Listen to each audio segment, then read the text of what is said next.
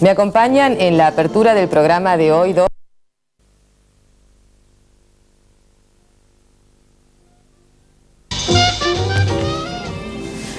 Me acompañan en la apertura del programa de hoy dos talentosísimos directores de cine extranjeros. Ella es Pilar Miró y él es Alfonso Arau, que nos acompaña desde ¿hace cuántos días, Alfonso, en Buenos Aires? 2 días. 2 días. Bueno, de Pilar no solamente es directora de cine, pues ella ha trabajado mucho en la televisión española, es más, ha sido directora de la televisión española, ha hecho videos, ha realizado y hecho puestas teatrales, también una ópera, y bueno, es mucha la obra que tiene Pilar en su haber.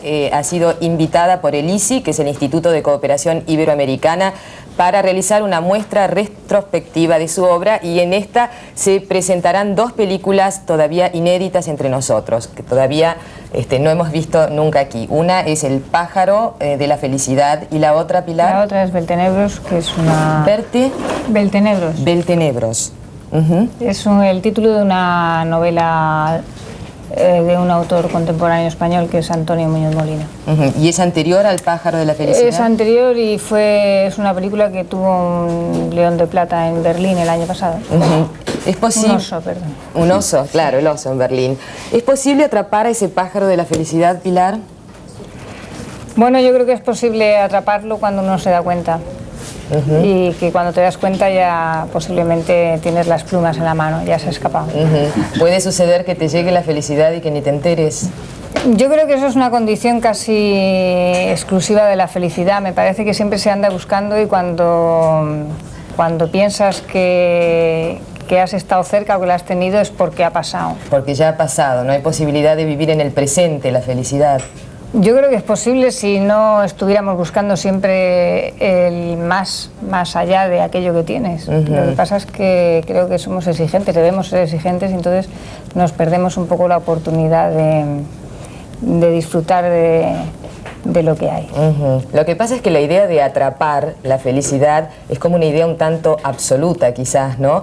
Y esta es una época donde, por un lado, quizás el amor suena como algo descartable, pero por otro lado, SIDA mediante, también es una época de grandes fidelidades y de vuelta atrás en cuanto a la estabilidad del amor, digamos. Sí, bueno, yo creo que cuando se habla de palabras que a todos nos llegan mucho, de sentimientos que nos llegan mucho, se habla en su totalidad, lo queremos todo. Yo creo que nadie se conforma con un poquito, y cuando te conformas un poquito es porque realmente no tienes la posibilidad de tener algo más. Bueno, y Alfonso Arau, ayer he visto su película, debo decir que a mí me ha fascinado como agua para chocolate. Se convirtió en la película más taquillera, la película extranjera más taquillera en los Estados Unidos, más que Soy Curioso Amarillo, que ha sido la película extranjera que había convocado a tantos miles y miles de personas y de espectadores, más que La Dolce Vita, más que Cinema Paradiso. En España esta película se está dando hace 6 meses, figura en la lista de las 10 primeras películas más vistas por allí. Pero bueno, ¿de qué va esta película? Yo creo que es una película que tiene que ver con el amor, con lo romántico, con lo histórico, con lo mágico, habla de machismo, habla de matriarcado, pero también es una película gastronómica. Sí. Es una película exquisita, es una película de buen gusto, es una película deliciosa. Muchas gracias. Haciendo una metáfora gastronómica, ¿no tiene usted miedo que lo devoren por allí en los Estados Unidos? ¿Sí? Pues no. Todo es una transacción, ¿no? En los Estados Unidos es el mayor mercado. Si se tiene éxito en los Estados Unidos, se tiene también acceso a un público mayor, acceso a mayores posibilidades para filmar con más dinero, con mayores ventajas. Y al mismo tiempo, pues, cuando hay más dinero, pues hay más gente fiscalizando, hay más opiniones. Sí. Entonces ese es un peligro, pero que es un peligro que hay que afrontar. Bueno, claro que siempre uno puede no tomar el reto, ¿no? De todas maneras, usted ha rechazado un aporte, digamos, oficial para realizar esta película del Instituto Mexicano, en principio. No, la verdad no la rechacé, lo que pasa es que la pedí y no me la dieron. Le rechazaron a usted, entonces. Sí, a mí me rechazaron. Me hubiera gustado que me lo hubieran dado. ¿Qué costo tuvo esta película, Alfonso? Costó $2 millones. ¿Y cuánto lleva recaudado? ¿Tiene idea? En Estados Unidos 20 y en el mundo como otros 6 o 7. Esto seguramente le debe haber abierto un panorama del que ya vamos a hablar en un segundo. ¿Qué quiere decir como agua para chocolate? Bueno, como todos sabemos, el chocolate es original de México, originario de México. Entonces los aztecas lo tomaban con agua, perdón. Y entonces ellos ponían a hervir el agua y en el momento en que, un instante antes de que el agua hirviera, dejaban caer la tableta de chocolate para que se disolviera muy bien.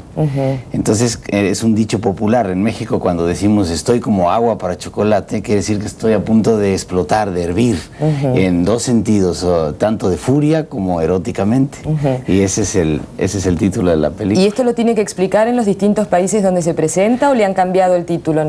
Bueno, en casi todos los países han respetado el título y lo tengo que explicar, porque realmente es totalmente mexicano, es decir, ya fuera de la frontera de México, en Guatemala, que es nuestro país más vecino, ya no lo entienden, ¿no? Claro. Pero en otros países le han cambiado el título, como en Japón, que le llamaron La leyenda de la salsa de pétalos de rosa. Ah, claro, porque en cada país, alude sí, a un plato de comida que se muestra allí, que a través de este plato, bueno, pasan cosas muy maravillosas. Sí. Bueno, el libro es de su mujer, Laura Esquivel. Sí. ¿Y usted diría que es un libro femenino, típicamente femenino? Yo diría que es muy femenino. Muy femenino. Sí. ¿Y entonces a qué parte suya ha acudido para poder filmar esta película? Pues ese ha sido el mayor reto. Ha acudido a mis partes femeninas, seguramente. Que las ha encontrado, por lo visto. Bueno, pues a juzgar porque nadie me ha dicho que el libro se ha traicionado, parece que sí, eso me da mucho gusto, porque era realmente el obstáculo más grande que yo tenía que superar, ¿no? Usted sabe que yo, viendo la película, en realidad asocié a dos películas anteriores que yo he visto, a Tomates Verdes Fritos, quizás por esta cosa de la saga familiar, de la historia épica, ¿no? De toda una familia, por supuesto con características mexicanas, que tienen que ver con la tradición de su país, y por otro lado con la fiesta de Babette. Claro. Por todo lo que lleva o conlleva la comida, el acto de brindar amor o de brindar odio o toda aquella entrega, ¿no? ¿Usted ha visto estas películas? Claro que sí, hay toda una tradición de cine que tiene que ver con la comida, también la Gran Buff, la Gran Comilona era una maravilla. Y ¿cómo se llama la panza del arquitecto? Sí, el vientre del arquitecto. El vientre del arquitecto. Hay muchas películas que tienen que ver con comida, ¿no?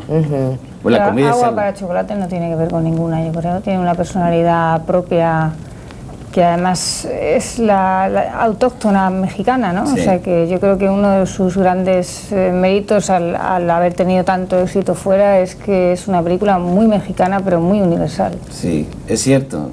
Casi yo creo que todos estamos en esa búsqueda, ¿no? Siempre tratamos de expresarnos a nivel nacional, expresar nuestra identidad, pero siempre buscando que todo lo que expresamos sea universal, ¿no? Porque el cine llega a todos los países, es lo más global que hay, ¿no? Sí, de todas maneras ha habido una reunión ahora en Bruselas donde se han juntado una cantidad de directores europeos como una manera de protegerse un poco contra la invasión del cine norteamericano y... Un poco no, yo creo que hay que protegerse mucho. Hay que protegerse mucho, porque ¿cuál es la situación, pero no contra Pilar? El cine, es decir, hay una doble lectura, hay quien piensa y hay quien defiende al cine europeo como se puede defender al cine latinoamericano, detestando o queriendo impedir que se exhiba el cine americano. Yo creo que eso ningún cineasta pretende denostar al cine americano, porque además todos adoramos el cine americano. Yo creo que hemos aprendido mucho de los maestros americanos. Esa era la postura de Gerard Depardieu, por ejemplo. Pero yo creo que es una postura, en su caso, un poco chauvinista. A mí me parece que cuando lo defienden bien, pero en este caso me parece que es más oportuno defender el que las películas europeas se puedan hacer y puedan tener su sitio en el mercado, y que ese mercado no sea del cine americano. Es decir, el cine americano no quiere decir que en Europa se vean las mejores películas americanas, sino que para ver las mejores películas americanas hay que ver 400 películas al año que son al menos tan malas como cualquier mala película de cualquier otro país. Y entonces esas películas tienen una gran campaña de publicidad, una serie Qué bueno sería de cines. poder protegerse de las malas películas. ¿Sí? Esta sería Sí, la buena además creo que protección. nosotros Tuviera una deberíamos- vacuna, ¿no? sí, Una claro. vacuna para- Deberíamos proteger a los espectadores de las malas películas. ¿sí? Eso sería fantástico.